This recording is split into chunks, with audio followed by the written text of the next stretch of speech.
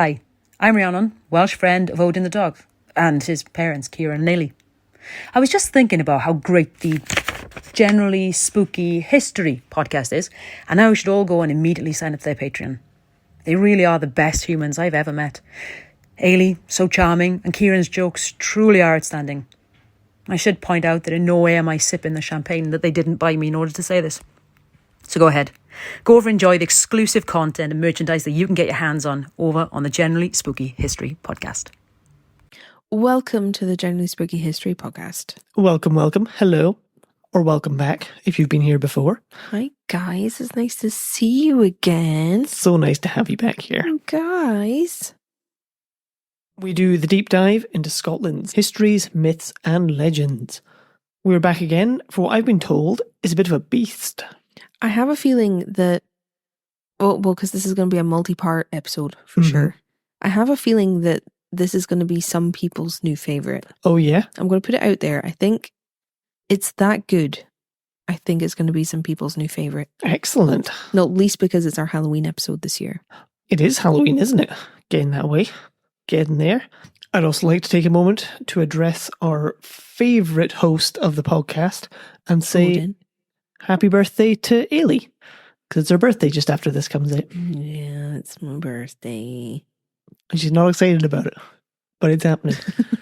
So everyone say, happy birthday, Eilidh. I'm excited about our plans. I'm just not excited that it's my birthday. Yeah.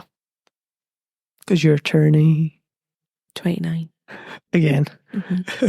For the second time. Mm-hmm. That's the line I've been given. I am turning 29. And I won't say any different. Who might argue? I don't know your life. Yes, wanted to give a quick happy birthday to you.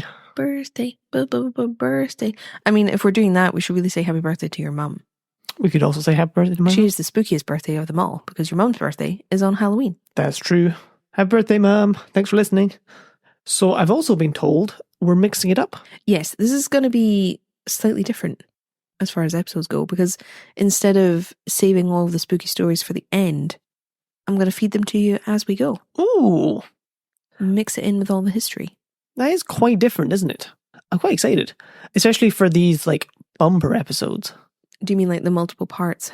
Yeah, so it's a long time, between us talking about the history to then talking about that person's ghost, say. Well, I didn't want to have whole episodes with no spooky in them.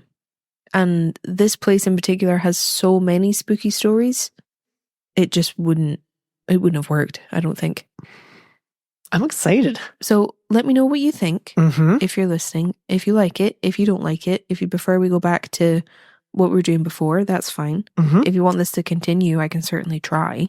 But let me know, because I like hearing what you guys think. Yeah. Because it's for you, so you just tell me, and I'll make it happen. That's why we're here. I wonder if there's anyone who either only listens to the history or only listens to the spook.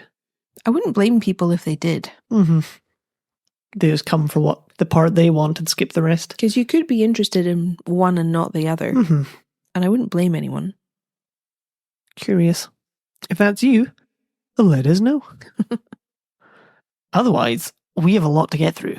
Well, we have a Scottish castle to get to and visit, so we should probably roll some music. I think we should roll some music.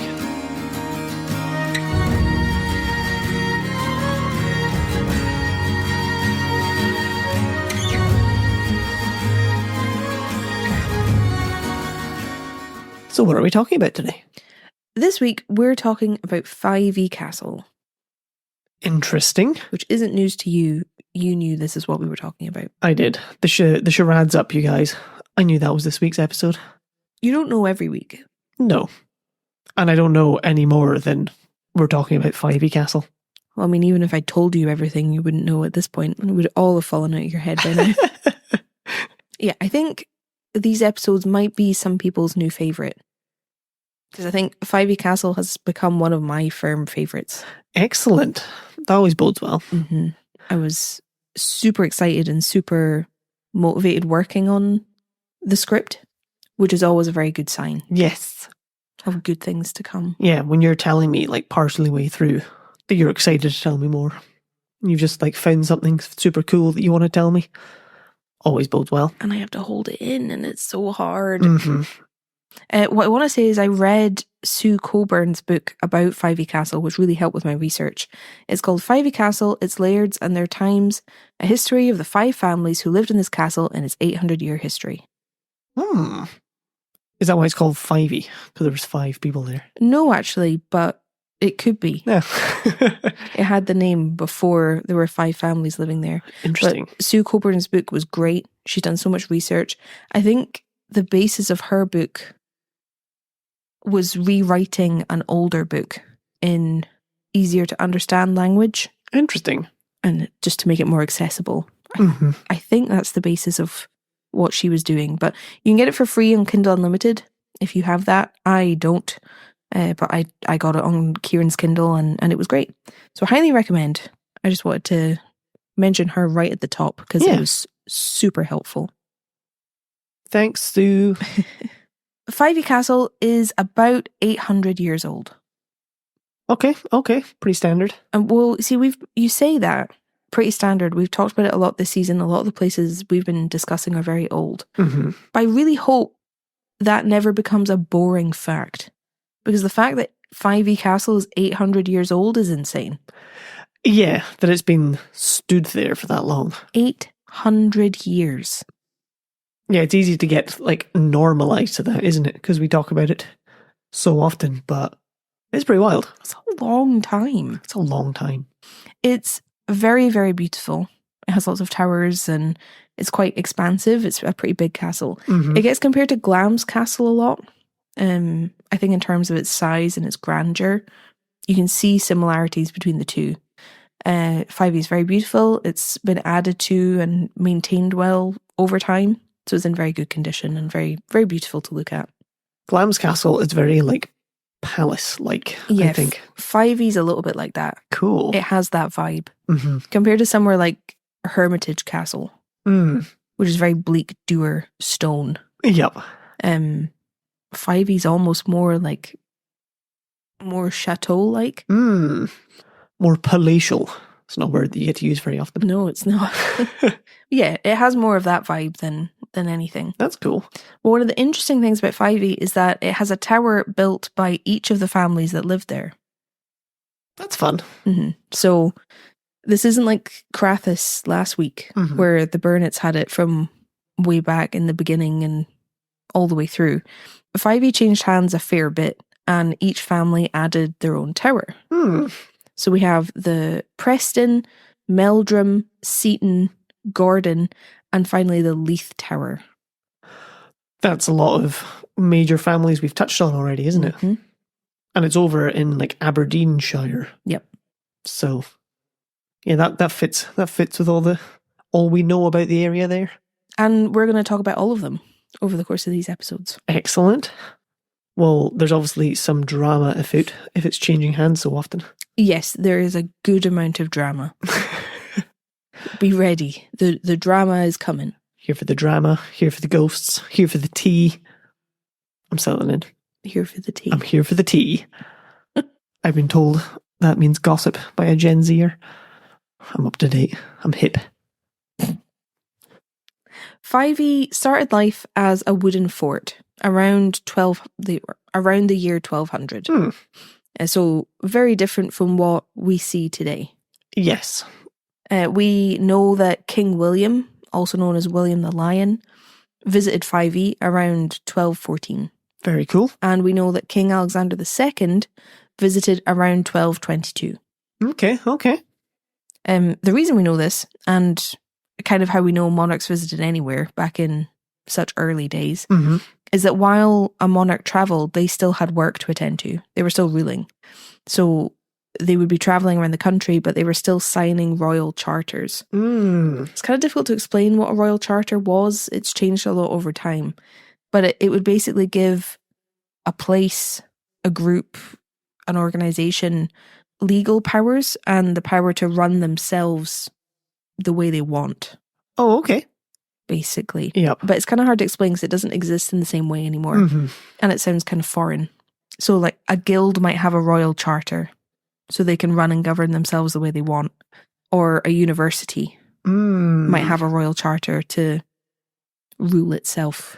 Yeah, it grants autonomy without permission from the king. Well, yeah, but you're still under the king. Mm-hmm. That's why it's tricky. It doesn't make a lot of sense. Nowadays, if you get a royal charter, it basically means you've been given the seal of approval by the monarch. So there's quite a lot of British brands that have a royal charter because they're used in the palace. Ah, yes. Like, I think Golden Shred Marmalade has one. I think. There's like a little symbol. Yeah, it's a little kind of like crown, isn't it? It's the royal crest, I think. Mm-hmm. Possibly. I can't remember. You'll have seen it. If you're in the UK, you've probably seen it, even if you didn't know that's what it was. Yeah. This isn't hugely important. Don't worry about it. But basically, when you look at these royal charters from the 1200s, you can see the signature, so you know which monarch signed it, but they also say where they were signed and when. Oh. So that's how we know where they were. Well, that's cool. Because they signed these charters there. Yeah. So we know William and Alexander were at Fyvie because they signed charters there. That's awesome. In these days, from what I read, Fyvie was a royal castle. So this was why the kings could visit whenever they wanted. They owned the place. It was in a good spot. It was very easy to defend because it had a river on one side and like quite dense marshland on the other. Very nice. So it was difficult for someone to attack. And I think there was good hunting and things around there, from what I understand. I don't know if you'll find this interesting. I did. But they used to find a lot of eels in the river Ethan. Uh-huh. Ythan. Yeah. Ethan. Ethan. Yeet. I've done it again. Saying it two ways. One of them has to be wrong. I can't say it both ways. But this is the river that's right beside Fyvie. And they used to find lots and lots of eels in this river. Eels? Mm-hmm. Gross. A man called Henry de Fyven appears in the records from this time. And he was the guy who was put in charge of keeping track of the eels. Oh, right. So whenever anyone lifted them, he took a note of it.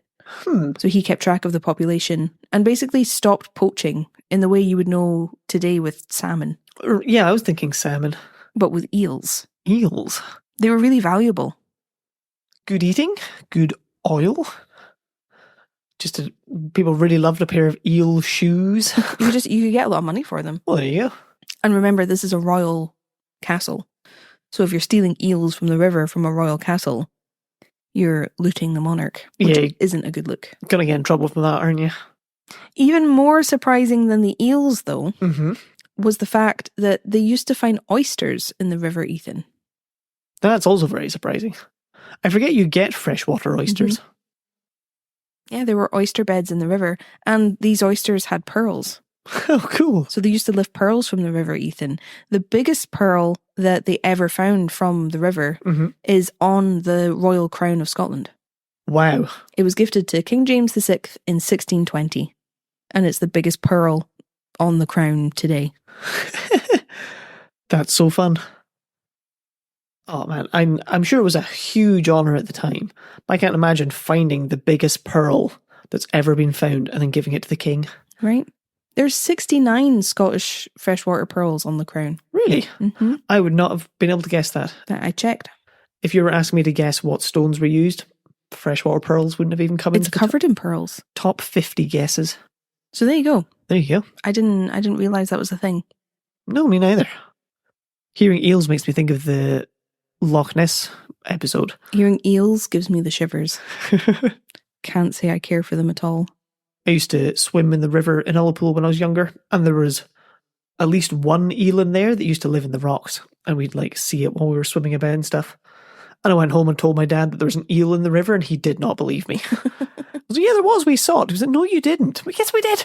Which seems unfair given all the nonsense he used to talk. Right. You'd come to him with a story and he's like, no, didn't happen. Yeah. So, yeah, but you want me to believe everything you've ever told me, sir. I guess that's why he didn't Double standards. That's why he didn't believe me. He's like, no, that's the exact type of nonsense I would say. In 1296, Edward I of England raided Fyvie. Okay. I thought at first purely because it was a royal castle and he was invading Scotland as part of the the Wars of Independence that happened at this time. But the guy who had been holding Fyvie in 1296 actually supported Edward. Oh. So it makes sense that he would go there. Yeah, well, because it's quite far north from... I know the border's changed over time, but... Still, it's near Aberdeen. Yeah, that's a long way up to get to invade that castle when there's so many castles in that area. Well, it's a big difference from, like, Jedburgh or somewhere like that. Yeah, right? Or even, like, Edinburgh, you know? Because, like... But no, he supported King Edward. Well, fair enough. That would make it easier to invade when you've got an inside man. So for context, I think Fyvie's only like a 45-minute drive from Crathis Castle, which we talked about last time. Yeah, they're all pretty close together. There's a lot of castles within a stone's throw of each other over there. Yeah. Fyvie was owned by Reginald Le Chesne, so he's the guy who supported Edward. He'd been the Grand Chamberlain of Scotland, which was a big title. Sounds like a big title. They acted as a judge, a treasurer. They had lots of prestige and honour. So he had this title and he still supported Edward, which seems a bit cheeky. That does seem cheeky. It seems that he was self-serving more than anything. He could sort of see the way that the wind was blowing and went, I'll throw in my lot with you because I'm least likely to die. Yep. And I'm furthest away from the Scottish king for him to do anything about it. Yeah. However, as we know, Edward was ultimately defeated because Robert the Bruce became King of Scotland. Yep. And because of this, Fyvie came back under possession of the crown. Reginald was not allowed to keep it. I was about to say, I'm assuming it went to somebody else. Yeah. The crown. Yep. They took it. Who are they going to gift it to?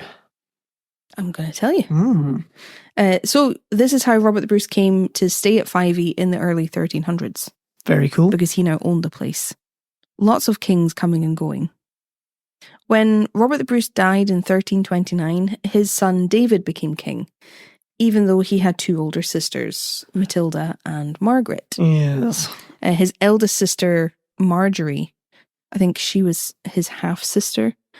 She had died before their father, so he had two older sisters when he became king. But they didn't have penises, so obviously they weren't up to the job. No, how could they possibly have ruled the country? Ugh. David took control of the Scottish government later, like after he became king, in 1342. And that's because that's the year he turned 18. Ah. So I think he inherited when he was 9. Ooh. What did I just say? 29? Also, yeah. Too tired for maths, I can't do it. When he was young. Yes. He inherited in 1329. And then took control of the government in 1342. Okay. So, 13 means he was 5 when he became king. So, he's not fit to take control of a government at that tender age. No, but his older sisters can't help. We're going to give it to the 5-year-old. Well, they would be completely inept at any age. Exactly. The 5-year-old. In 1345, so he's 21 now, he's been king for a while, he granted Fyvie Castle and the land surrounding it to Matilda, who was his eldest sister. Okay. David ruled for about 40 years, and then his nephew Robert became king after him because he didn't have any children. So when he died, Fyvie went back to the crown. So Matilda didn't have it anymore. That seems daft. Well, this comes up again and again, actually. It went back to the crown. So Fyvie belonged to King Robert II. And it's something we're going to see with Fyvie a lot, because if the person who owned the castle died, even if they had the heir, it would go back to the crown for a bit, even just so the king or queen could choose to give it back to the heir. It was at their permission that they inherited. Ooh, that's a bit strange, isn't it? A lot of the time I think it was just going through the motions. Yeah. But it was on the basis that king or queen own everything. You have it at their pleasure. That makes sense, So actually. it has to go through the right channels for you to inherit, basically. Yeah. Ooh, it's not a good system. It's not great. I mean, you don't have very much control, do you? Because they might even have nothing against you. If you're ready to inherit, you've lost your parent who was the official owner. You're like, oh great, I'll get to live in my house now. And the king goes, oh actually, I've become friends with this new guy. I'm just going to give it him. You have to leave. So what did I do wrong? Oh, nothing. I'm just pally with this guy, and he needs a title, so he needs some land to have a title. No, you're fine. This suits me better. Yeah. So I'm going to do it. And that's it. You can't go against it. Not good. Robert II becomes king in 1371. And he was already in his 50s at this point. Mm-hmm. But he'd been acting as his Uncle David's regent for a good while. So he was already kind of recognised as king. Yeah, okay. He'd been doing the job. He inherited. And now he owns Fyvie. Got you. So does he give it back to Margaret? Matilda. Yes. Well, I'm about to tell you. I'm excited to find out.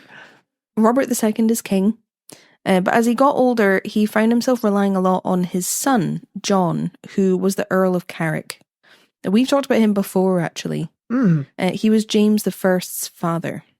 Okay. And yes. he had been part of a rebellion against his Uncle David. Well, his Uncle David was still king. Mm-hmm. And he and John, the Earl of Carrick, he was desperate to be king. He got quite annoyed at his dad for living so long because he really wanted to have a go. Oh, it's what I always expect to be the case. Mm-hmm. Especially because Robert was relying a lot on him as he was aging, that he just couldn't do it himself. I'll refer to John as Carrick all the way through, just to keep things straight. Yes. Because there's a lot of Roberts and a lot of duplicate names. Yeah, that keeps it simpler.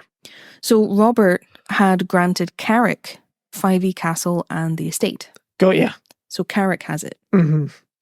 And then, in 1380, Carrick granted Fyvie to his cousin. And his cousin was a man called Sir James Lindsay. Sir James Lindsay, that sounds familiar. I don't think we've talked about him before. Okay. He was an important guy. He was actually one of the men who told Clan Chattan and whoever they were fighting that the Battle of Perth was a good idea. Okay. Though I realise now that I say that, you guys haven't heard that story yet. I was just thinking that. Stay tuned for the Battle of Perth. James Lindsay's mother was the half-sister of King Robert II. Mm-hmm. Half-sister. Carrick's father. Got ya. So that's how they're cousins. That's the relation. Yeah. It's also just occurred to me that as they're gifting it to whoever, there's a good chance they never necessarily live at this castle, isn't it? Well, no, it's not about having somewhere to live. No. Because you can make money from the estate. Well, yeah, it's more of like a business, really. And there'll be some sort of head of your estate who actually lives there and takes care of it all, won't they? Well, business and the status of the thing. Of course. Can't forget the good old status. Because you have land. Mm-hmm. And this is a royal castle, so if you're giving it to someone, it's a big sign of favour. Yeah. James married Margaret Keith, which made him part of the very prestigious and influential Keith family. Okay. Who we're not really going to get that much into because we don't have time. But Margaret was a badass in her own right. We'll get to it later. Oh. Put a pin in it because she's fucking cool. I'm excited. So James is an important guy. He's made an important marriage. And he is part of the royal court of King Robert II. Mm-hmm. Doing pretty well for himself. Yeah, he's doing great.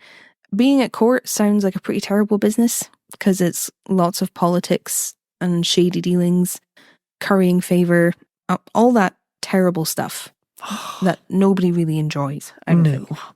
All that just nonsense. Yeah, it all seems terrible. And James's time in the royal court doesn't seem to have been any different. That's everything that was at play, and that's the game that he had to be a part of to do well. I assume some people just thrived on it.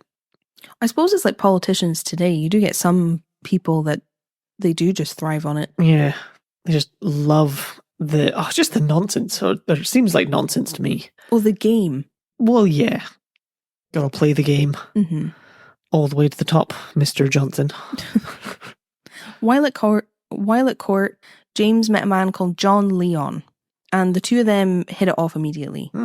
Leon was described as, quote, a young man imbued with all the natural gifts of body and mind, comely in appearance, well-bred, of a good carriage and winning behaviour, which made him to be liked by all men, unquote. I hope one day someone says, I have a good carriage. That trunk. Oh, yeah, Kieran. Oh, good carriage. Nice guy. Yeah, so he was a very popular man.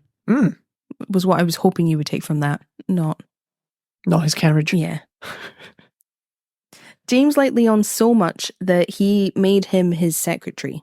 Okay. Which is a big deal for Leon. That was a big step up because James was such an important figure in Scottish politics. And Leon did so well as James' secretary and was so well liked that he caught King Robert's attention. Okay. And then King Robert made Leon his own private secretary instead. Very nice. So another step up. He's doing pretty well. So now he's secretary to the king. And secretary means something different here than in an office. Yeah, I was assuming it's not just, he's not the note taker of these meetings. He's not chasing the king around with a clipboard. Nope. I think he's his man. Yeah, I imagine it more of a, like, second in command. Kinda, yeah. Like, you organise their life. You're there for them all the time. Yeah. That kind of thing. So a big deal that he's doing that for King Robert. Yep. Annoying for Carrick, who's just like, yeah, this guy's great, helps me out all the time. Oh, the king wants him. Oh, great. I'm so happy for you. I'll just find someone else to replace you then. Because obviously you have to leave immediately to start doing that because the king wants you to. Do you mean James? I do mean James.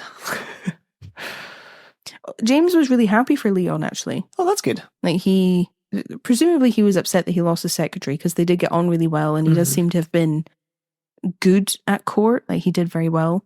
But he seems to have been genuinely happy for him. So Leon was brought closer into the king's circle with all of the perks that comes with, as you'd expect. But it also brought a consequence that no one saw coming. Oh. A romance. Ooh. I didn't realize we were getting lovey-dovey for Halloween. That's typical, isn't it? Standard? I think so. Every house? Yeah. Yeah. Yeah. It's the most romantic time of the year. A certain Lady Jean, daughter of King Robert, rather enjoyed her dad's new secretary. Oh, yes. In fact, she enjoyed him so much that she fell head over heels in love with him. Remember, he's likeable, charming, handsome, all of that. But to make matters worse, Leon fell in love with Jean too. Oh. They fell in love with each other. Which, lovely. Well, it wasn't good because Jean is literally a princess. Ah, yes. Oh, it's like 10x the romance.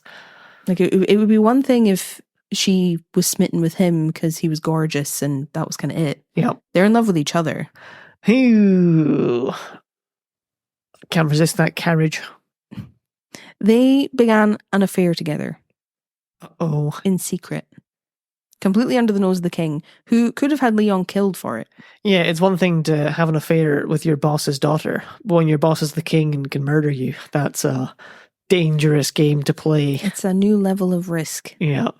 But nobody knew a thing. They were getting away with it. It was going well. It must have been very romantic, sneaking around, until it wasn't working anymore. Yeah. I was going to say, I feel like we don't have enough like actual romances because we're always looking at the high hegians. It's always marriages of power and convenience and status and all that good stuff. So it's always nice when it happens. But I feel that somebody's going to die. What gives you that impression? It's just a hunch. Halloween hunch. On what I imagine was a dark and stormy night, Leon went to James, so his old boss, his old friend, and finally admitted to him what had been going on. Uh-oh. And he told James that he really needed help because Jean was pregnant. Oh. The child was his, and neither of them knew what they were going to do because she wouldn't be able to hide it for much longer. And if the king found out that Jean was pregnant outside of marriage, he would be furious. If the court found out that Jean was pregnant outside of marriage, they would view her as a lesser human being because misogyny. Yep. If the king found out that Leon was responsible, he probably wouldn't have to worry about carrying around his heavy head much longer. No, he'd suddenly be looking at his body out of a basket. So this is a perilous situation. It's not good. Is it what you saw coming? It's definitely the way I thought it was going to go. I didn't know there was going to be a pregnancy, but had to come to a head off a shoulder somehow. James took the news as well as could be expected, surprised, but he knew that his friend was right to be scared and knew that he needed help because this was a very dangerous situation for everyone involved. Yes. And they would need to proceed very carefully if any of them stood any chance of surviving it. Because James is in it now. Well, that's just it. He could have just gone, nope, and just closed his door. He could have gone to the king. Could have gone to the king, saved his own bacon. You know, because if it comes out that James has been part of something that's been happening under King Robert's nose without him knowing. It's not good. Luckily, James came up with a plan. Mm-hmm. What would you have done? I'm curious. I haven't written this down in my script. What would you have done if Leon had come to you? Ooh, I'm not so good at the old advice. Told him a witty joke, or a not so witty joke, perhaps. Panicked. That's it? No, I think I would have told him to flee. I reckon. Maybe even take her with him. The two of them just get out of Dodge, make a new life in France, somewhere like that. Okay. Just get out of there. It's not a bad idea. I feel like they would have been caught. Well, and then he has a problem where he's probably going to be accused of kidnapping her. Yeah. Ooh, or more fiendish plan. Start trying to put in a good word with the king that the two of them should be married. Now that's an interesting thought and one I want you to keep a hold of. Okay. Because do you want me to pause it, or should we put a pin in it? I want you to put a pin in it. Okay. I'm going to tell you how it went. Okay. James went to another man at court that I don't have the name of and convinced him to leave immediately. I see. As if he was guilty of something. All right. But not to tell anyone why he was leaving. Okay. But he had a role to play. I have no idea how James convinced him to do this. Because he's making himself look very guilty and he's going to put himself in the line of fire of the king. Yep. But it was when this other guy left that James went to work on King Robert. Uh-huh. He brought attention to the fact that this other man, who we don't know, had hurriedly left their presence and how guilty he seemed and how strange it was that he had left all of a sudden. And then the two men got talking about Jean's condition. Okay. I don't know if James is the one who told Robert that she was pregnant or if he already knew. But James clearly but subtly connected the dots between this man scarpering off and the fact that Jean was going to have a baby. I see. Out of wedlock. Mm-hmm. So they're trying to frame another. But the other is kind of willing. Yeah, I don't know what... I guess he's hoping that the truth will prevail. Well... It's a bold hope. James went further, landing basically the critical blow that was going to decide everyone's fate. Mm-hmm. Because James started explaining to the king that, well, this is a really shit situation. Like, Jean's pregnant and the guy's run off. Mm-hmm.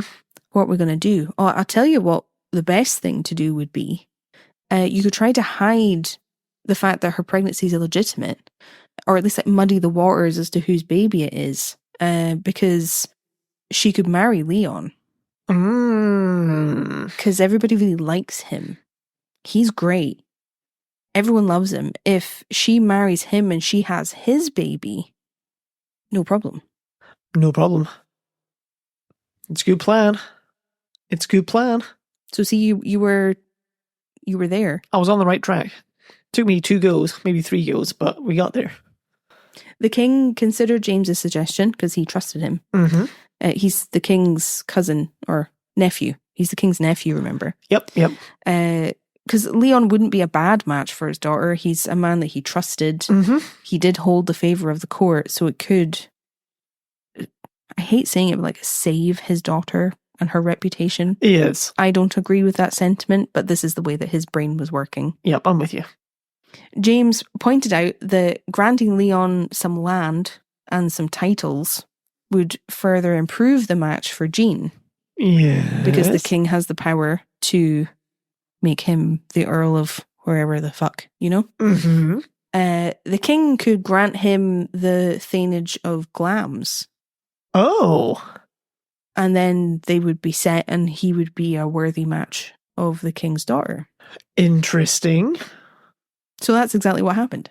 Oh, I thought he was going to grant him Fyvie. That was a total right turn.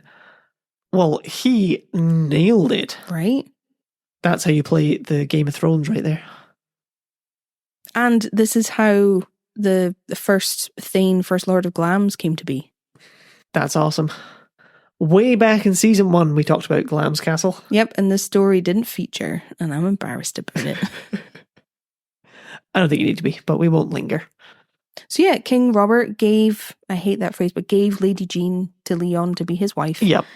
Thinking it would mask any hint of a scandal and protect her reputation. But really, it's what she wanted and had been doing anyway. Yeah. But it was his idea, you know. Oh yeah.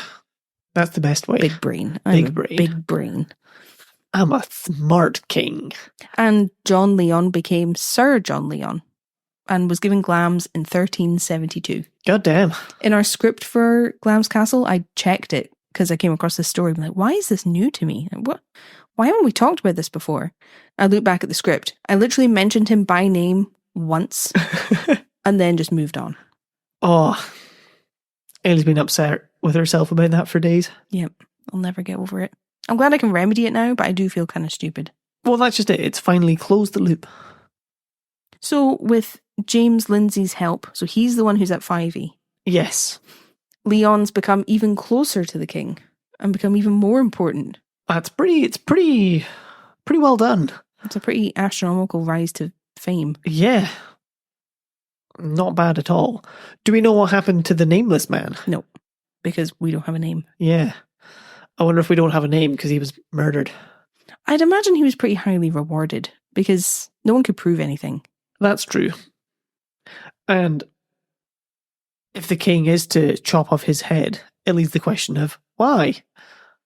And then rumours would circulate that, oh, it's not Leon's baby, it was this guy's baby. And right. then it all kind of crumbles from there, doesn't it? It was very masterful. Yes, it was. It was a good plan. Risky, but it came together. Very reliant upon the trust between the two men. Yeah, absolutely. I wish that this was the end of James and Leon's story. But it isn't. That's not the end? No. All right. No, it is not. So we talked a bit about the nature of the royal court and how everyone's trying to curry favour and everyone's trying to be the favourite. If one person has favour and is the favourite, it means that another person isn't. Yep. Which can be upsetting. Yes. James started getting upset. Did he do too much of a solid for Leon? Well, Leon had been his friend. He'd gotten him started on the road to success. He literally saved his life. He helped him be with the woman that he was madly in love with. He'd saved their lives. Yep. But James started getting jealous because he had done all this for him. Yep. And now Leon is kind of above him, I guess. Yeah. Because Leon's getting everything. Everyone loved him. And he's now son-in-law to the king. Oh, that's not bad. In 1375, Leon was made the keeper of Edinburgh Castle. And in 1377, he was made Lord Chamberlain of Scotland. Another Chamberlain. He's done very well for himself.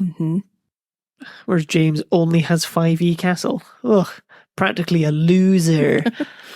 There isn't a clear recorded reason for why James started to dislike Leon so dramatically as he did, but his opinion of him really changed over the years. Yep. Leon had been sent down to England as an ambassador of the king, and he was returning in 1382. He was on his way home. Riding high, I'd imagine. Everything's looking pretty rosy. He was met by his old friend James near Angus. And for whatever reason, James had it out with Leon. Oh, shit. Before he made it home. They fought. They quarrelled, according to reports. And some say that their argument ended in a duel. Oh, no. However it happened, Leon ended up shot dead because James shot him. What? You risk everyone for someone that you later murder? Mm-hmm. That is wild. Mm-hmm. Oh my god. Bet you didn't see that one coming. I did not see that one coming. I was expecting much more of a happily ever after, which, to be fair, was foolish on my part. Yeah, this is history, not fairy tales. Yeah. It's all terrible here. It's all terrible. That's why it's so interesting. So if it isn't clear, James is fucked. Yes. He's murdered, arguably in the heat of the moment, but he's met him on his way home. There's a very good chance that he planned this in advance, which is the opposite of the heat of the moment. Well, planned some sort of confrontation, if not planned to kill him. Right? It would be hard to say that it was just passion. Yeah. But he's murdered one of the favourites of the Scottish court. It's not good. He's murdered the husband of Lady Jean, daughter of the king. He's murdered one of the king's favourites, who's also his son-in-law. Yeah. So James is fucked. James is fucked. But who does he turn to for advice? He's got a very slim roster that he can go to at this point. Yep. He had to stay well away from the royal court. Yes. After what he'd done. Word got back and King Robert was absolutely enraged. Valid. And by all accounts, it seemed like he would never forgive James, even though he was his nephew. Of course, yeah. Ooh, he's fucked it. It's bad. It's bad. I'm not even sure if James was able to return to Fyvie at this point. I don't know if it was safe. Yeah. But it's not entirely clear. You have to assume he either faces justice or goes on the lam. There's not much he can do. No. King Robert made a special effort to take care of Leon and Jean's son, because he's his grandson, to make sure that his future was successful and that he would be safe. That's nice. He took his grief at Leon's loss and turned it into protection for his grandson. So the king issued an order, quote, strictly inhibiting and discharging any person whatsoever to injure or molest Leon's son under the highest penalty the law could inflict, unquote. Interesting. So he's stating very clearly, anyone touches this boy, you're dead. Yep. You fuck with him, you fuck with me. Yeah, he wasn't having anyone coming in and take advantage of Leon's murder to do anything to his son. Well, we've seen it before, whether it's suddenly, like, someone with the potential to inherit power without a guardian. People swoop in, right, without the best of intentions. So he's nipped that one in the bud straight away. Eventually, it was the intervention of two earls that we've talked about before on the podcast, the Earl of March and the Earl of Douglas. Okay. Both extremely influential, who managed to talk King Robert round to some terms that would allow for a route for James to return to court. Oh. So they managed to talk him round. God damn. So James must have been held in pretty high regard himself. He was. It's difficult to get into because it's very political and title based, but he had an important role to play. And this wasn't like relations between Scotland and England were pretty tricky at this time. So I think with the Earl of March and Douglas being down near the border, I think they're looking at him going, we need support. We need his men. You need to bring him back so that we are at our best strength. Yes. Whew. They're thinking as men of war, I think. Yeah. And the ones on the front line. I hope I've explained that right. They're thinking more objectively and reasonably. Yes, absolutely. I just can't believe there is any sort of path back. Yes, I doubt it was an easy one to bring to the table. But basically, James had to take a religious pilgrimage. Oh, wow. To atone for his great sin. He had to go down to Canterbury in England to the shrine of St. Thomas Becket. He'd been the Archbishop of Canterbury in 1162, before he was murdered in 1170 by followers of King Henry II. Which is all we really need to know about him at the minute. But James was told that he had to take this pilgrimage if he had any hope of coming back. And it wasn't easy because, like I said, Scotland and England weren't best pals at that time. And Canterbury is pretty far away from Angus. Well, yes, that's true. My initial thought was like, oh, that's not so bad compared to walking all the way to Bethlehem, you know. But through a country you're at war with, and at best on horseback, at worst walking. It's going to be a trek. Yeah. But he had to get a safe conduct to travel down into England. Mm-hmm. Because it was for religious reasons.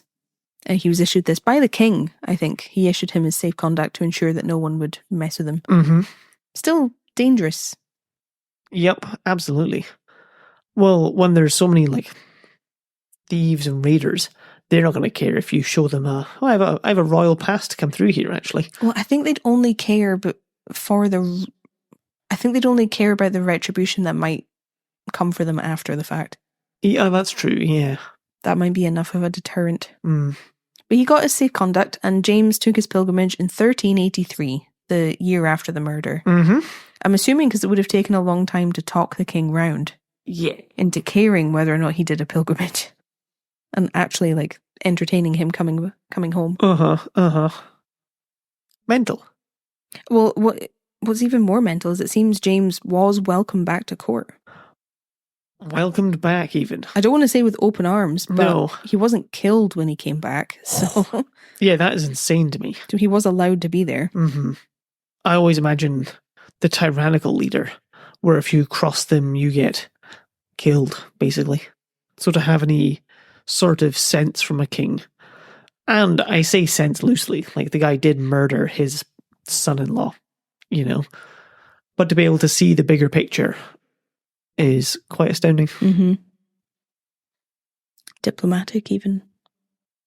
Yes.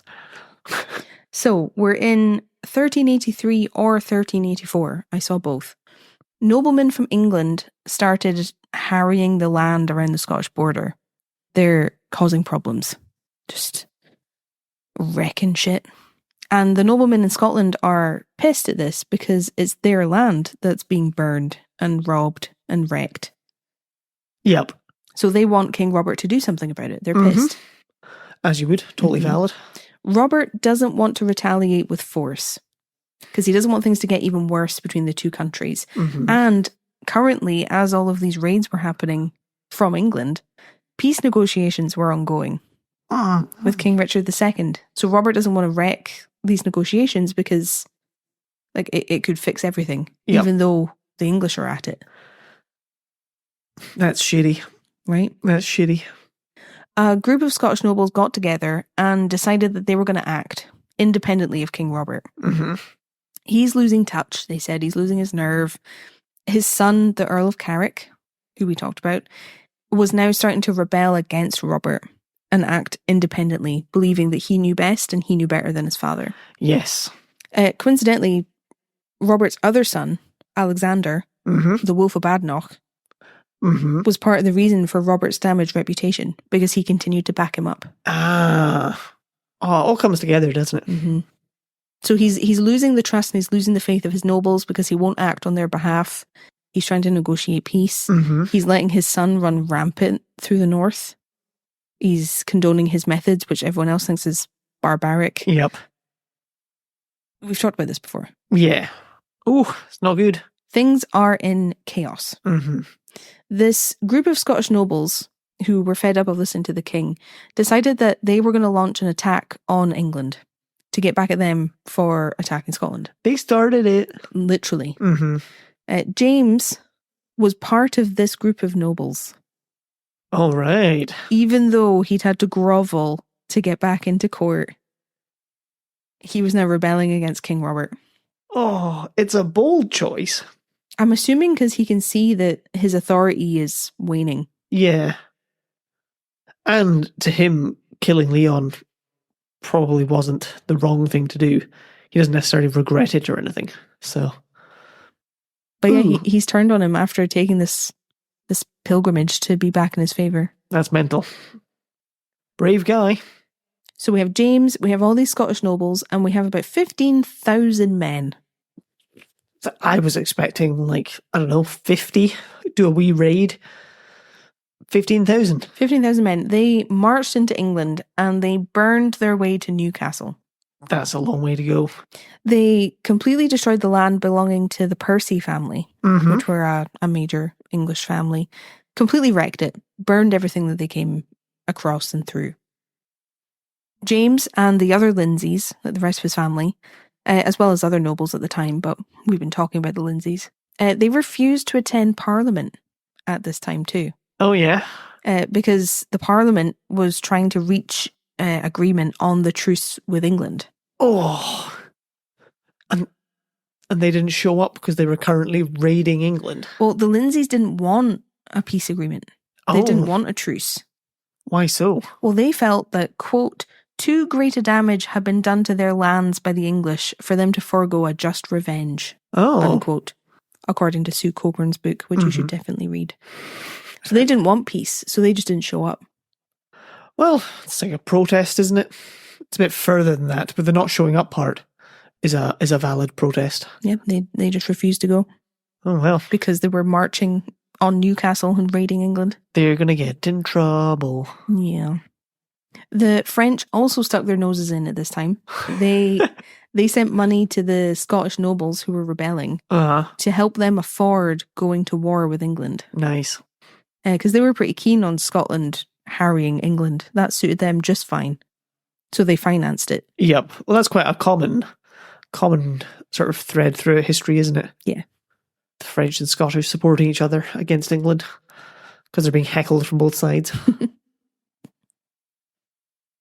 Unfortunately, hostilities only grew from here. By the end of 1384, Carrick had been officially granted power and King Robert had been stripped of his authority. Uh-oh. So what does Carrick want? Is he for war or against war? He was for war, I believe. That's one of the things he and his father disagreed on. Mm-hmm. In 1388, the Battle of Otterburn broke out. And this was the culmination of several skirmishes and battles that happened over the years prior. Tensions had been bubbling over for quite a long time. Mm-hmm. And this was a pretty major battle. You remember I mentioned the Percys earlier? I do indeed. Powerful English border family. They had started arguing with another powerful English border family called the Nevilles. Mm-hmm. The Scottish nobles, including Lindsay, who had been wanting to get at England for a while, saw their chance to have a pop, knowing that the Percys and the Nevilles weren't a united front on the border. Okay. So this was a good time to try and attack Newcastle.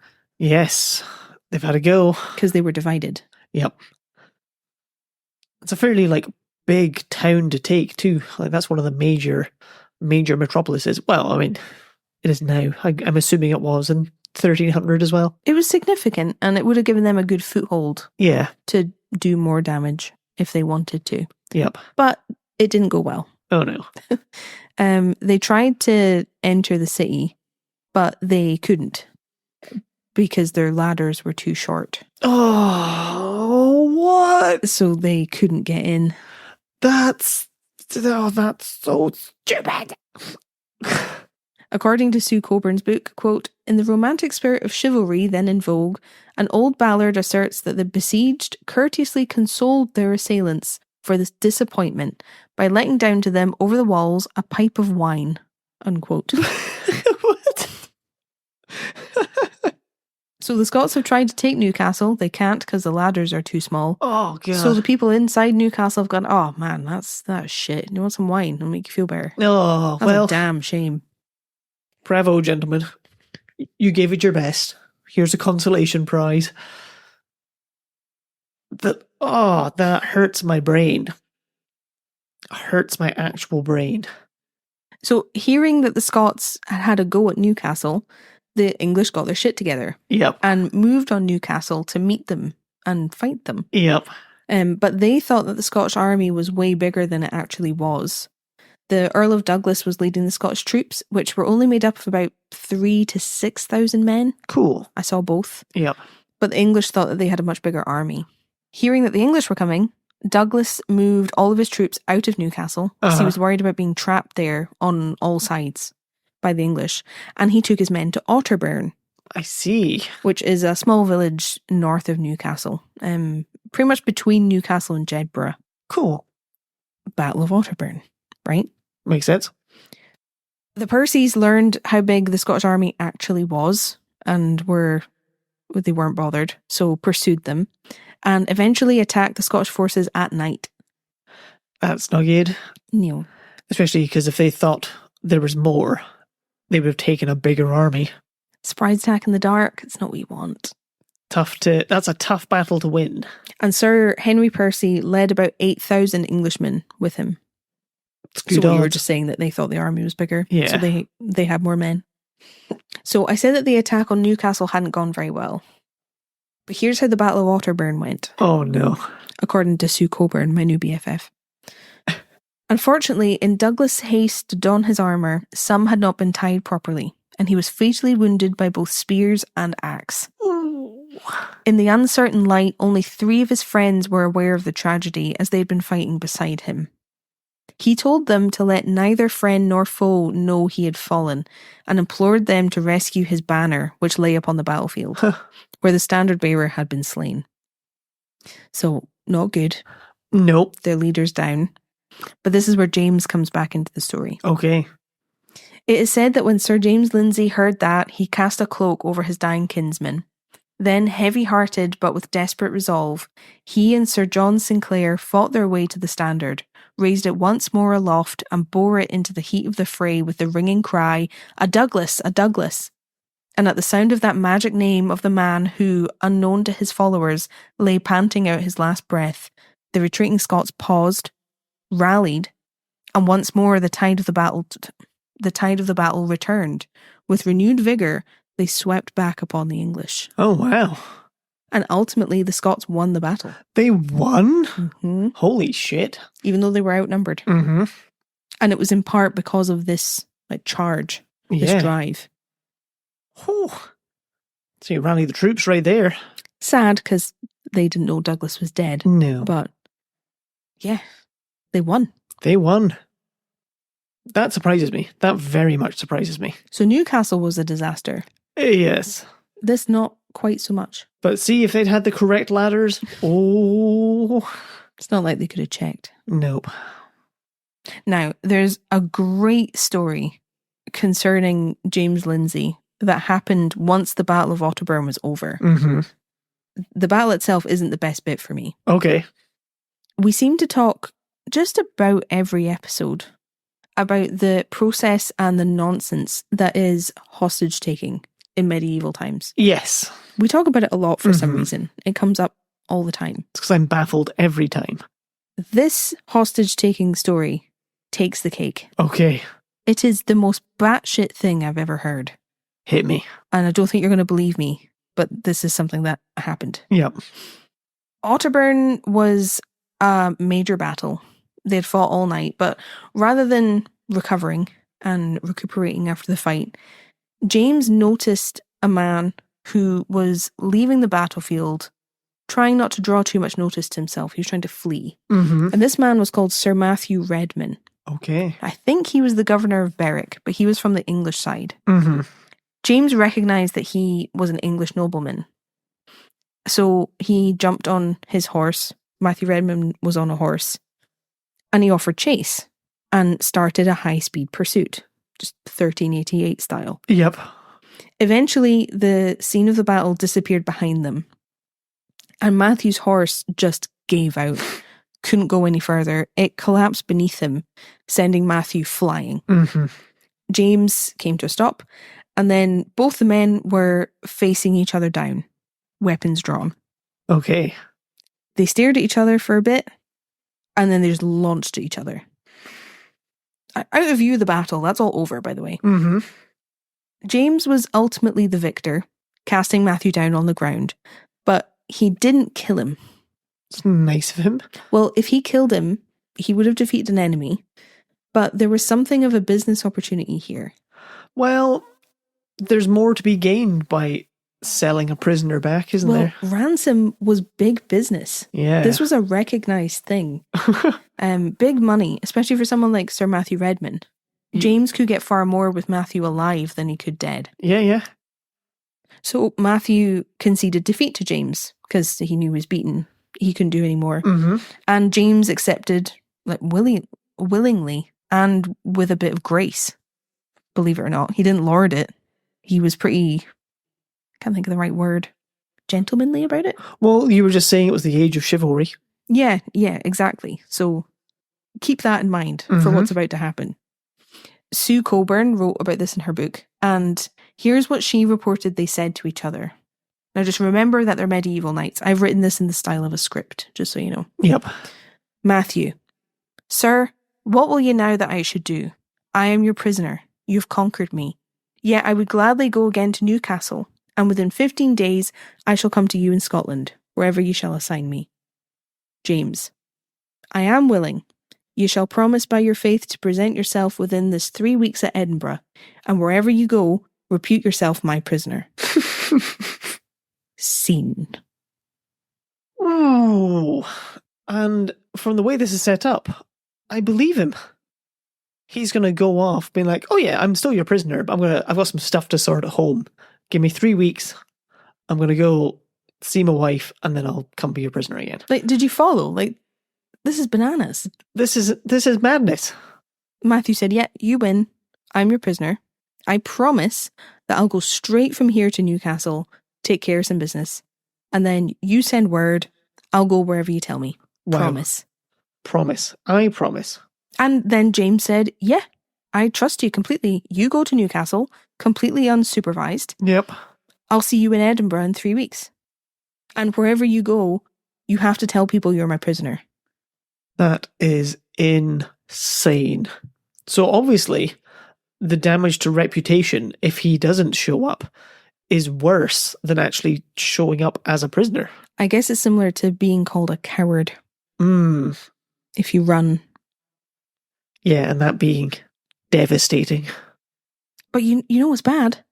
It gets even wilder. What? This isn't the end. That's not the... Hit me. Matthew really did set off for Newcastle. He kept to his word. And James went back the way he came, hoping to rejoin the Scottish army from Otterburn to make his way north. Yep. But it didn't go as James planned, because he went the wrong way. Oh no. He didn't go back the way he came. He went the opposite way. So he met the English forces. Oh no.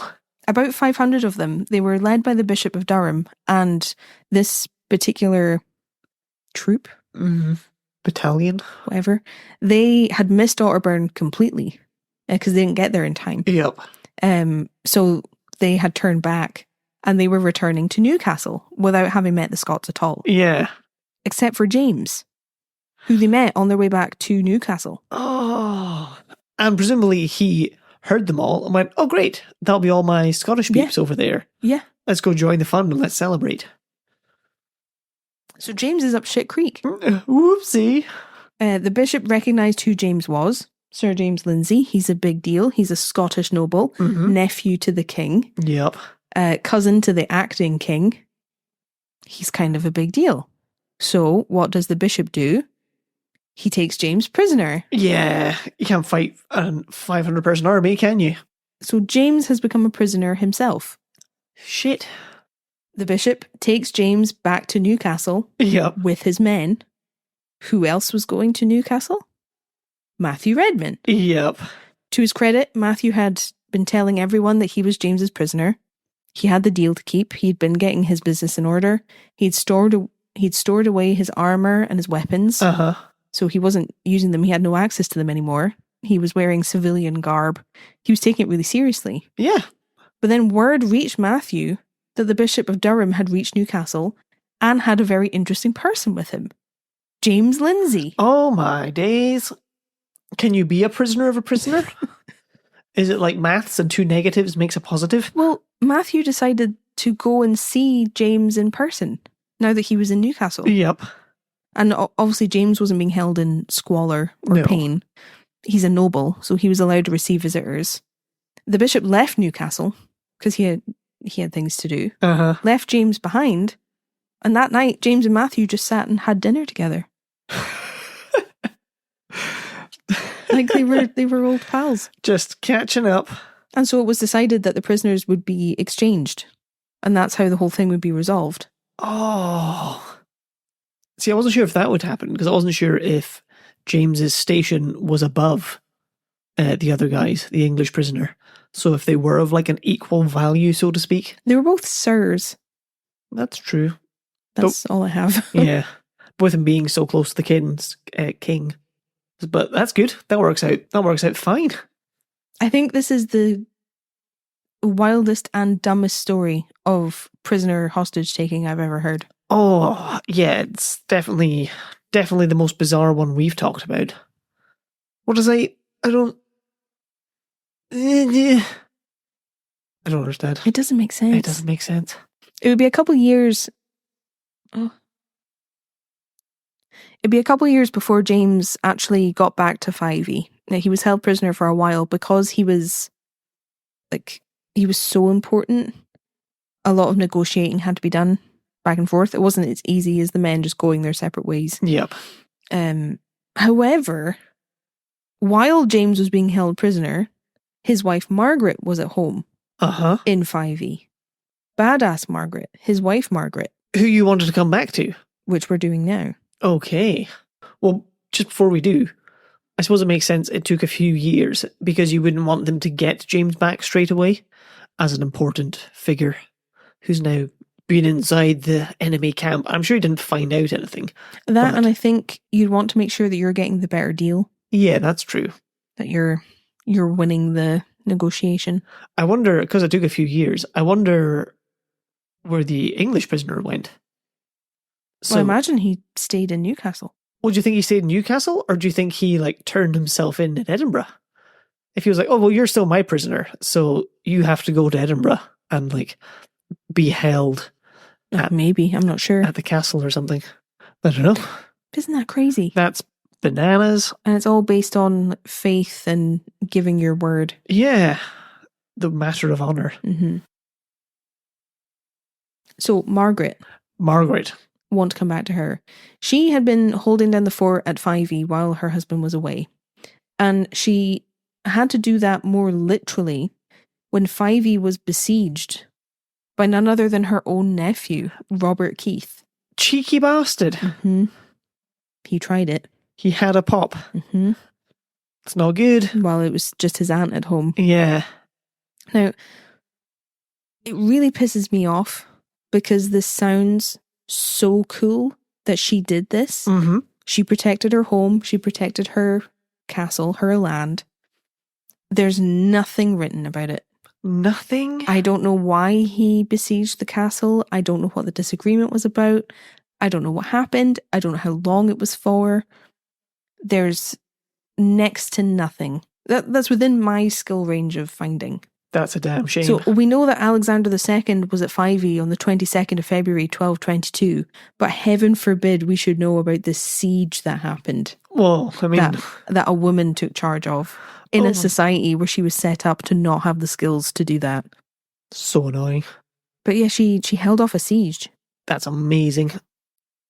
And her husband was gone. She took charge. She just got it done. Mm-hmm. Oh... She deserves better justice than that. I want to know more. I know. Why don't we have the details? Patriarchy. Fucking hate it. Well, that's badass. Right? I love that we at least know that it happened, because that's amazing. From her own nephew. I know. But he got in trouble. There's some accounts, some articles I saw that think this was in 1395. Okay. But I'm not sure. Nothing's confirmed.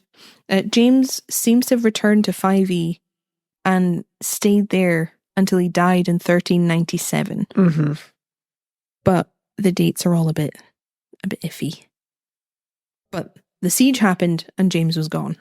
Oh, hey, honey, I've been prisoner. What did you get up to? I got sieged. Yeah. But what about me, though? So you'll never believe what happened with this guy. It's the craziest story, honey. Oh, I don't care.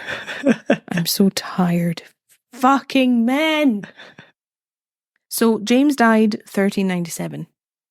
But as it happens, Fyvie didn't actually belong to James Lindsay anymore. Several years before he actually died. Okay. Back in 1390, after the Battle of Otterburn, Carrick officially became king because his father had died. Oh, yep.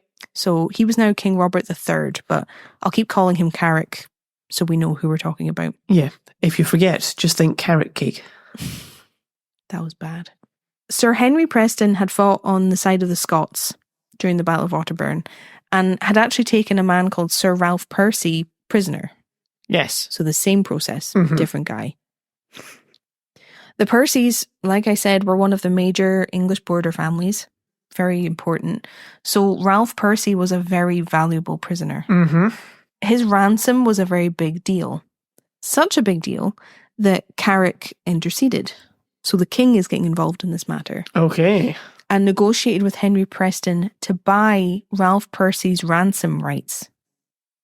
Interesting. So, buying the rights to get the reward. Kind of. So Carrick wanted to be the one to negotiate Ralph Percy's return to England. That's how important a prisoner he was. He felt that he could push to get a lot of things he wanted if he had Ralph Percy, not Henry Preston. So Carrick decided he was going to reward Henry Preston in exchange for Percy. So I'll give you something else because the ransom is valuable. But I need this ransom because this is important to the country. Fair play. Fair play. Sue Coburn explained it really well. So I'm going to tell, this is my Bible for this episode. Read her book. Don't listen to this. But I'll read to you how she explained it. Preston apparently resigned to the king his claim on the whole or part of the ransom of Percy and received in lieu the ownership of the estate of Fyvie. It's interesting to note that the right to a ransom was marketable and was frequently transferred from owner to owner, sometimes even being divided into shares in which several people took part as an investment. That's crazy. Remember, I said it's big business. Yeah. So it was a financial transaction. I want these ransom rights. Here's this castle and property instead. That's wild. That's how valuable it is. Don't worry, honey. I've got us made for the future. I've got us in at 1/10 of a share of the ransom of Percy. Yay! And sometimes it was that valuable that it was worth it. Crazy. So Preston was given Fyvie. Well. But it wasn't all finalised and settled up until after James Lindsay had died. Ah, I see. So technically he got it while Lindsay was still living. But he died in 1397. Preston's deal was all finished up in 1402. Oh, okay. So it took a long time. That's a long time. It was just kind of an understanding. You will get it eventually. Eventually.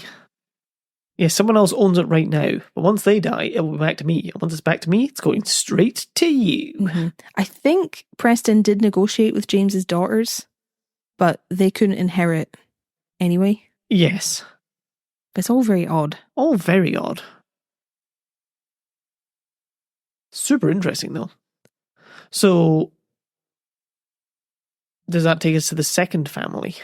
Well, yeah, so we had the Lindsays, and now it's the Prestons. Now, Henry Preston didn't have Fyvie for that long. He died in 1433. Okay. So he had it for about 30 years. But in that time, he had Preston Tower built. So this is the first of the 5 towers of Fyvie. Oh, he did the first one, I see. Preston Tower. Preston Tower. But even though he wasn't there all that long, Henry Preston is linked to one of the most famous spooky legends associated with Fyvie Castle. Really? Which we're going to get into now. Right now? Oh, I'm not ready. I'm not ready for spooky stuff already. We're barely 100 years through. I'm scared. You want me to skip it? No. Don't want you to skip it, you crazy person. Stories abound of a curse that lies on Fyvie that has affected every family that's lived there since the time of Henry Preston. Well, it's gone through 5 families, so... And even though the conditions of the curse are known to us, we know what they are, there seems to be no way to break this curse. I see. The unbreakable curse. The curse was set on Fyvie by none other than Thomas the Rhymer. Wow. Who we've talked about before in our Scotch Fairy series. He was supposedly taken to Elfheim by the Fairy Queen and he had a passionate affair with her, but in some stories he didn't. In other ones, he returned with supernatural abilities, or he could never tell a lie again. Mhm. Lots of different versions, but he's a pretty major figure in Scottish fairy lore. And now he can cast curses? Well, yeah, he wielded so much power that nobody ever wanted to make him angry. Wow. Because they were scared of what he might do. Mm-hmm. You didn't want his wrath pointed at you in any way. The Prestons at Fyvie had been told to expect a visit from Thomas, but they didn't know when. Mm-hmm. They didn't know exactly when he would appear. But they didn't want to insult him or offend him in any way. So, not knowing when he was going to be there, they decided, we'll keep the gates to the castle. We'll keep the gates to the castle open all the time, so he always knows he's welcome. Won't offend him. Yep, I like it. In Sue Colburn's book, she says that the gates of Fyvie were kept open for 7 years and a day. That's commitment. So we're not talking about a matter of a couple days. I was assuming maybe 2 weeks. They know he's going to be there sometime in the first half of October. We'll keep the gates open. Nope. Well, good thing they weren't attacked in that time. On the night that the infamous conjurer appeared, a great storm had come up. It was really wild. So wild that the heavy gates of the castle were blown shut. Oh no. With no one any the wiser. No one Mhm. knew that had happened. The gates were shut, and Thomas was left out in the cold and the rain and the wind. He's not going to like that. No. According to the legend, even though the wind and the rain were as high as they were, the spot where Thomas stood was completely dry and calm. The wind Nice. didn't even move his hair. Very cool. But he was furious. Yes. He was furious at the slight, furious to be locked out and kept out of Fyvie. So he cursed the castle. Oh shit. No, I promise the doors were open yesterday and the day before that and every day before that for the last 7 years. Why Didn't did you pick matter. today? The curse has been recorded and written in old-fashioned language. So I hope you don't mind, but I've kind of translated it into more modern phrasing so that we can talk about it. I appreciate that. So here we go. Fyvie's rigs and towers, hapless shall your women be, when you have within your boundary, from harried kirk's lands, stones 3. 1 in the oldest tower, 1 in my lady's bower, and 1 below the water yet, and it you shall never get. I'm going to need that explained a little bit. We do that. Thomas cursed 3 stones, Yep. and until they were all discovered and expelled from Fyvie land, the castle would be cursed. I see. So when you have within your boundary these stones 3, Mm-hmm. you're cursed. Yep. Basically. That makes sense. Did he specify what the curse does? No, he did not. He doesn't actually say what the curse will bring. But there's been speculation. Mm-hmm. Some people think that Fyvie has been cursed so that no heir could ever be born inside the castle. Interesting. Other people think that the owners of Fyvie were cursed to never have the castle pass through more than 2 direct generations. Okay. So from father to eldest son, Mm-hmm. which it didn't do for something crazy like 500 years. Goddamn. Lindsay didn't have a male heir, Mm-hmm. for example. Preston didn't have a male heir. So that's as far as we've gotten in history so far, but it's something you'll see pop up over and over again. That's interesting. So there's some speculation as to what the curse actually means. Mm-hmm. Well, that's better as a curse, though, because then you don't know what it is. So you'll just attribute all bad things to the Mhm. curse. Spooky. Lots of people have tried breaking down the words of the curse to try and figure it out.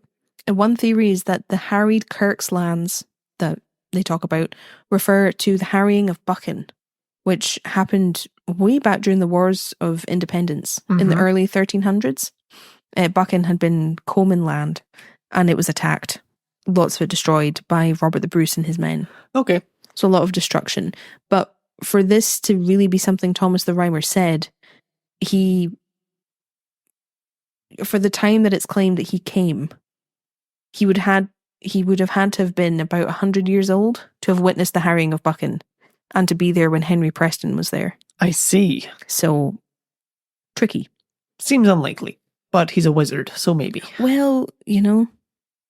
But some people think that the boundary stones that he talks about, the stones that he's talking about, the boundary stones, mark the line between Fyvie land and what used to be church land. Oh, yep. That were lifted when they shouldn't have been. I see. And then there was one underwater. We'll get there in just a second. But this is basically suggesting that the harried lands are church land that Fyvie has encroached upon. Ah, okay. By these boundary stones having been moved. Mm-hmm. Cheeky. One theory even suggests that a chapel was destroyed during Preston's time at Fyvie, and he took the stone from the chapel to add to the castle. Can't be doing that. So that's what Thomas is referring to. Yep. So obviously people are fascinated with this, and they're particularly fascinated with the clues that lead to the three stones, which is what you were just starting to latch onto there. Yep. Especially since knowing where they are and removing them from Fyvie breaks the curse. Mm-hmm. Some stories say that Henry Preston actually used one of the cursed stones in the construction of Preston Tower. That was what I read the hint to mean. Because Preston Tower is the oldest tower. Mm-hmm. But if it's in the tower, you'll never find it. Yes. You'd have to tear down the tower. Mm-hmm. They're not going to do that, are they? No, I think not. To break a curse. The clue about one of the stones being below the water yet seems a little more straightforward, but it makes it no easier to find. No. And it's yet YETT, like a gate. The iron gates you get on castles. Got you. Water yet. Some people think that the stone was thrown into the River Ethan. Mm-hmm. The river I was talking about earlier. So you would never find it. That was my first thought. But some people think that the stone being under the water yet means that the stone was built into the foundations of the Preston Tower. Ah. Okay, that's interesting. I had in my head more of a Helm's Deep, the little grate where the water comes in. Yeah, I can see that. That would be a water yet in my head. Don't know if there's one of those at Fyvie Castle, but... But see, he says in the poem that the one under the water yet will never be found. Interesting. There's lots of stories in particular about the stone that was apparently built into Preston Tower. Okay. Because this stone apparently didn't behave in a natural way. Interesting. When water was concerned. Oh, did it let water into the castle? It didn't. Whenever it rained, this stone would be bone dry in the tower. But if it was bright sunshine, really nice day, the stone would literally weep water. That's unusual. So these stones, the three stones from the curse, are now referred to as the weeping stones. Oh, fun. Fun? Is that the right word? Is that the word I wanted to say?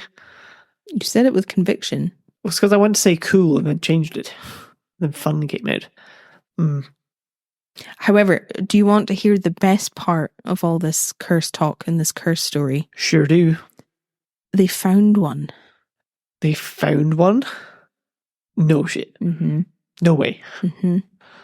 Where? How? What? Well, they think, judging on the curse and the story and everything, the story goes that this is the stone that's referred to as being from the Lady's Bower. Uh-huh. I'm not clear where they found it. I can't find a lot of information about that.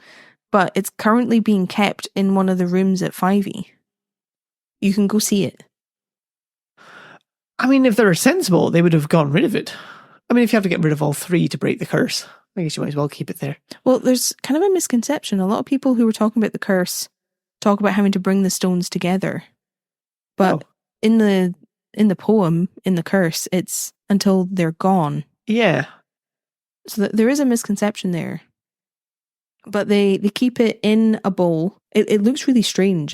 You can tell it's quite old. Mm-hmm. It's inside this bowl, which is all under a glass case. Yep. But they report that sometimes this bowl, they come in and it's just completely full of water. That's pretty weird. And they don't know why, because no water can get in there. It's sitting on a table in a bowl under a glass case. Well, that's weird. But like the stories of the Weeping Stone, this seems to do the same thing. Fills up with water. It's a National Trust place, isn't it? 'Tis indeed. Oh. Well, that's odd, Mm-hmm. to say the least. What do you think? I know you're not a curses guy. I mean, I'd touch that stone, check if it was wet. You can't. It's under a glass case. Just generally speaking, if I could get to it, I wouldn't smash a glass case to get to it. Thank God. Just to give it a poke. Pretty crazy. It's hard for me to accept that Thomas the Rhymer was a real person, but excellent story. I mean, they have a stone. They've got a creepy ass stone. It weeps water. Let me see. Just show me a picture. Oh, Eilidh's getting me a picture. Well, that is a stone in a bowl. Ooh, and it is a very grand castle. That is a very old stone. It looks quite strange. Mm-hmm. It's almost clay-like, I think. Yeah, it's like a red colour, and it's not like a rock from the river that's all polished and everything. Yeah, you wanted a photo? There you go. That's it. Yeah, what do you think? Cursed? Because you don't really go in for curses. I personally don't think it's cursed. And I feel it being a non-specific curse definitely plays in favour, because then you can't say it has or hasn't come true. Well, I'm hoping that the more I talk about the links to the curse throughout the next episodes might bring you around. Okay. Because remember, this isn't the only spooky story. Of course. And this isn't the only time we're going to talk about it. This is just a brief sampling of spook. This is only one curse on Fyvie. Uh-oh. Bit of a curse magnet, is it? But that's where we're going to leave it. Oh, shit. It's like I just tripped and fell over. Had you completely off kilter the whole end of this episode. I know. I'm so thrown for a loop. Yeah, we're going to come back to a different curse. We're going to come back to the room that the stone is kept in, the charter room, because the cursed stone might not be the worst thing in there. Ooh. And we're going to talk about the other families that played around or fucked around and found out at Fyvie. No shit. That'd be a good t-shirt. I fucked around and found out at Fyvie. I don't think the National Trust would sell that t-shirt. Oh no, they would hate that. We would never get away with that, but I love the idea. Yep. What do you think about the curse? Are you a bit spooked out? Because you have the full context that we don't have yet. I'm intrigued by it. Purely on the number of coincidences over so many hundreds of years. I like it. I'm not completely sold, but I am intrigued by it. Mm-hmm. I'm arguably more intrigued by the other curse that's on Fyvie. Oh, you'll just have to come back to listen next week. I told you these were good episodes. I'm excited. I've had a thoroughly good time. So what year are we in? 13 something? We are in 14. Oh, 14. As we leave things now, Henry Preston took over Fyvie in 1402. Yes. So we're in, and Henry Preston died in 1433. 33, because he had it for 30 years. Yeah. So we're in the early 1400s. Okay. That's where we're going to leave it. Wow, we have a long way to go yet. Yes, we do. Well, we better go and get some snacks and stuff, have a week of recuperation. I think so. Before delighting you with part 2. Thank you so much for listening. Thank you very much for being here. We appreciate you greatly. If you'd like to support this podcast, you can consider subscribing, following, and or leaving us a review. You can put up to 5 stars on Spotify and Apple Podcasts. We're doing great stuff over on Patreon. Hell yes, we are. It's where all our extra content is. There's extra episodes. There's new extra content every single week. Do you know, even aside from that, the people who are over on Patreon are the coolest. Yeah, that's true. There's they are the nicest people. A really nice crowd over there. But we'll be back next week. Yes, we will. Bye. Bye.